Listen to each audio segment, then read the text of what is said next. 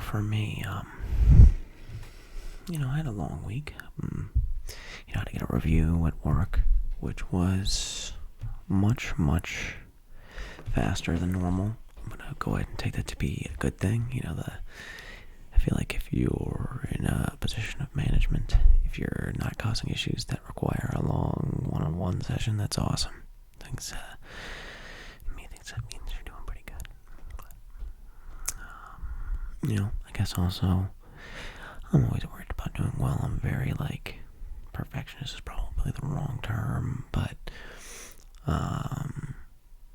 I care about doing well at, everything that I do, Same way for this that it is for, any of the endeavors that I go on in my life. Kitty's joining me right here. He's underneath the camera. So, it matters to make sure that I'm doing well. And I just hope to be able to bring the same commitment to doing the ASMR here. I feel like I gotta stop saying filler words. I can't keep saying filler word. That's bad diction. It makes you a less compelling, a much less compelling talker.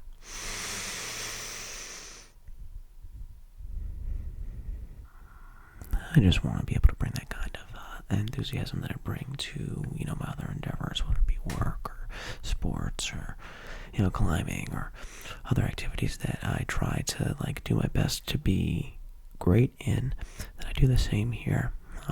Which, it's like, guys, I'm sorry I was gone. It felt like an eternity. I feel bad. At the same time, I'm like, it's good to be able to come back and make with a gusto. And I am happy that I was able to get this extra time I needed for some of the stuff that I want to do, just in my own experience. I wanted to take the LSAT, and it was coming up, so I crammed for it, which is where some of that time went.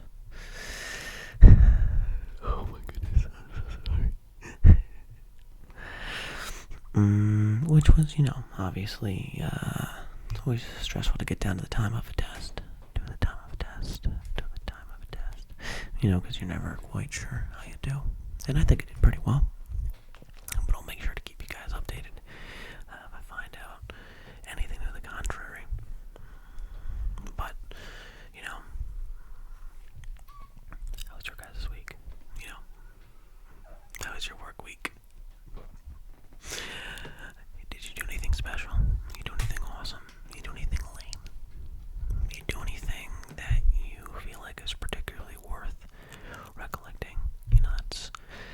I would like to say that's how I try to live my life, but I think it's more like just how I believe, and I feel like it's always good to make sure that you're doing something that you're going to end up remembering, those memories of where you came from in your life and what you did to become the person that you are now are so important and foundational, and they always continue to be foundational, because who you are is, this much like a snowball, like a tumbling ball of experience, and the more that you can remember, the more you can actively draw from that experience.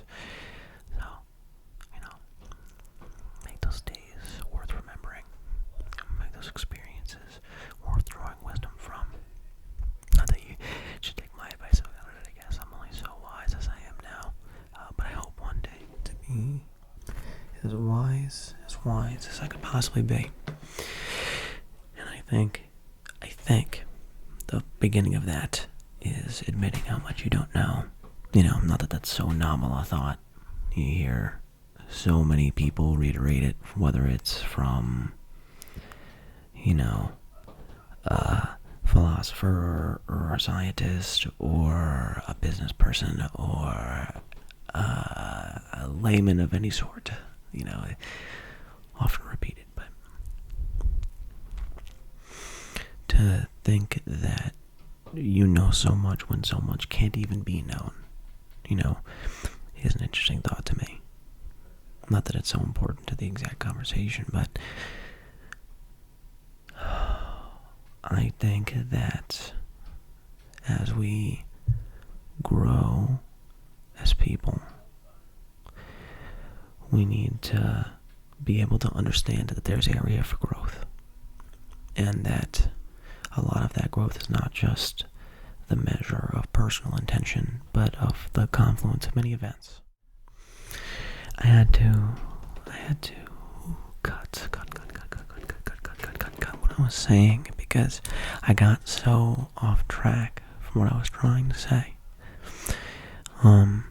which is about wisdom and how I think part of being wise, Kitty, stop it, is understanding how much you do or don't know.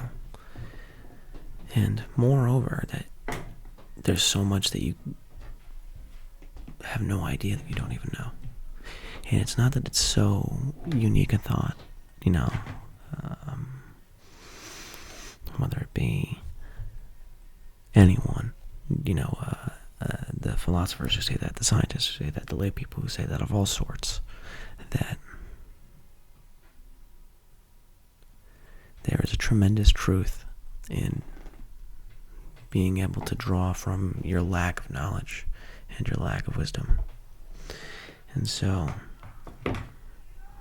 if you don't admit to yourself how much you don't know, how much is beyond your realm of knowledge, you'll never be able to grow as much as a person. And so you have to be able to accept that you don't know things and you don't know what you don't know.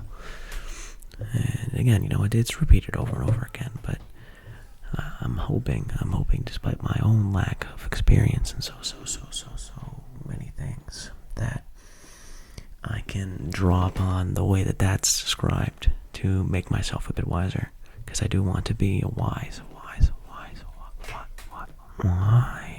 and knowledgeable person.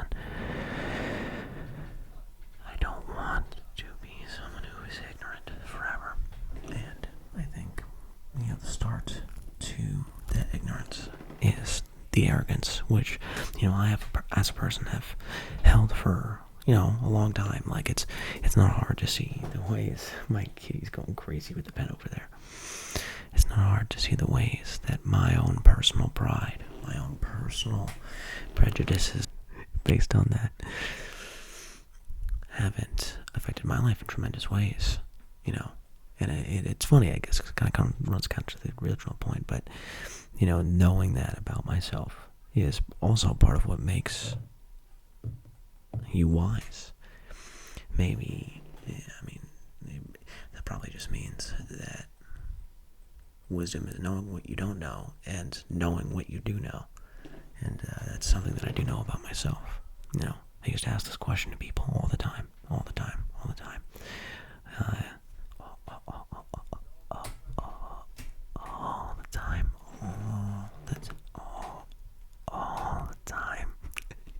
Like the jitters. If you were one of the 7 sins, which one would you be? Then, I would always lead off that conversation with, well, I'd be pride.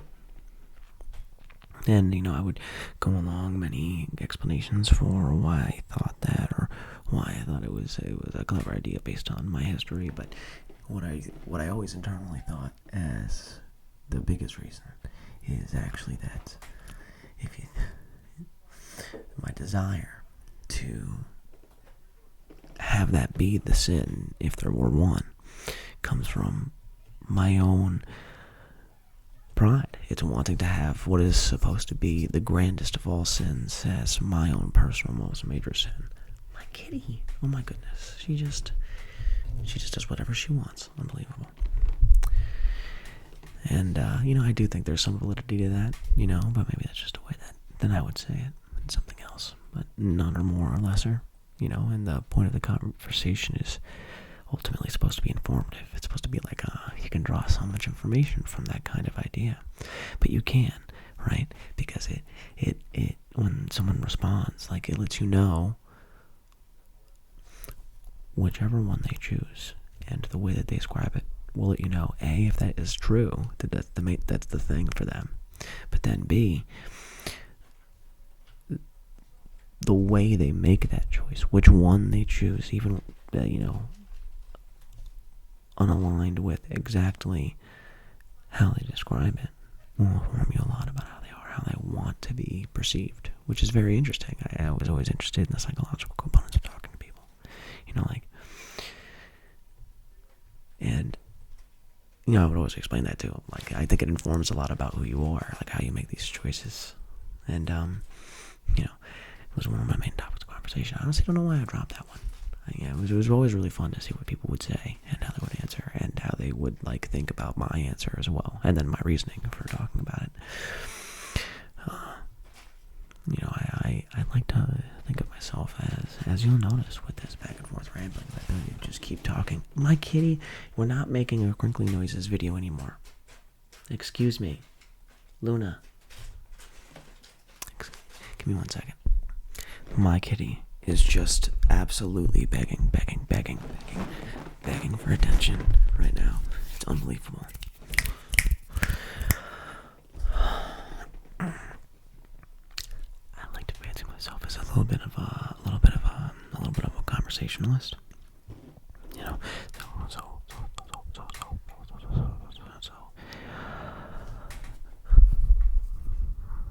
I like to have a bunch of topics of conversation that I feel like lead to interesting conversations, and it's always questions of that ilk, something that is like a think or a personal question. You wanna see how people think. Part of being able to communicate to somebody is understanding how they talk, how they communicate, how they understand the world. And I think if you're gonna be close to people, that's probably a responsibility that you have for them. Is that you have to be able to provide communication back and forth that will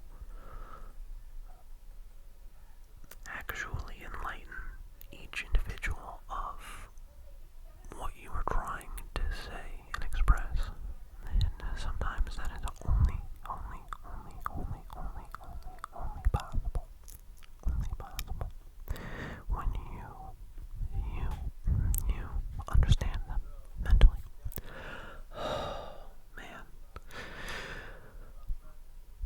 But look, everyone's got their own opinions and those kinds of things. It's best to deal with other people. But I guess I'm just a social butterfly. Social butterfly. Oh man. It's an awesome thing to be able to make ASMR for everybody. Thank you so much. For your time, your attention, your comments, your likes, views, subscribe, comments, anything. You just click on, go right to the end, and then click off. Maybe that's the only part you say. Thank you. It's awesome. It's awesome to see that it even reaches anybody. So, I hope you're all having a good day. I hope you're all having a good night. I hope to hear from you soon. Bye-bye.